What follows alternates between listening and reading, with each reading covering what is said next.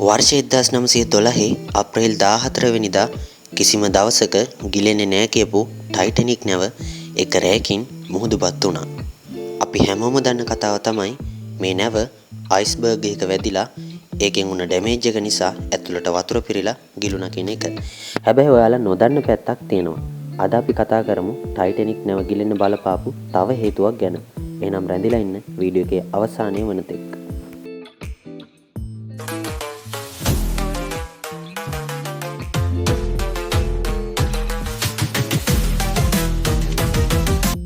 1912 දී සිදුවුණු මේ අනතුර ගැන නැවතත් කතාබහක් ඇති වෙන්නේ ඒ අනුසාරයෙන් වර්ෂ 1997 දී නිපද වූ ටයිටැනික් චිත්‍රපටය නිසා.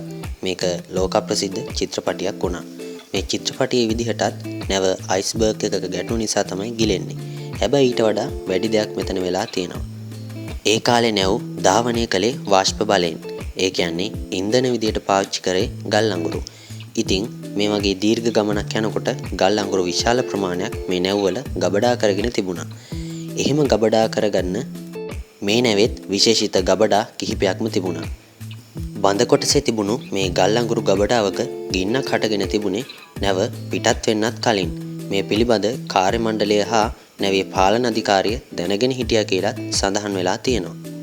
හැබැයි නැවේ පිටත් වීමේ මංගල ගමනම ප්‍රමාද කරන්න බැරි නිසා ඒ අය මේක එච්චර ගණන් ගන්න නැතුව නැව ධාවනය කරන්න, නැව දියත් කරන්න කටයුතු කරලා තිබෙනවා. හැබැයි මේක තමයි මෙයාලගේ මාරකය වුණේ.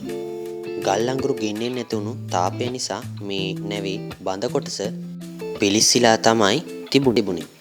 ඒ නිසා මේ ප්‍රදේශයේ ශක්තිය ටිකක් අඩු වෙලා තමයි තිබුණේ.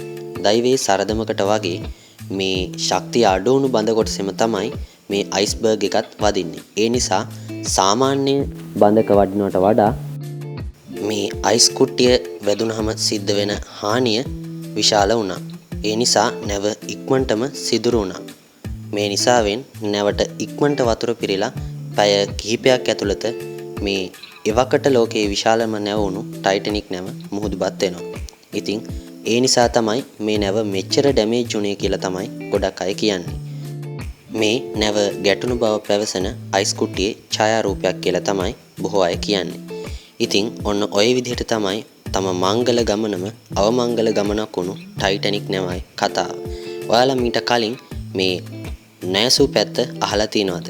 එහෙම අහලා තියෙනවා නම් සහ මේ කියවුණු දේවල් වලට වඩා දෙයක් ඔයාලා දන්නවනම් කමෙන්ට් එකකින් අපිව දැනුවත් කරන්න. අදට ගිහින් එන්නම් මේ වගේ ලස්සන වීඩියෝ වලින් ඉස්සරහටත් හම්බෙන බලාපොරොත්තු වෙමින්.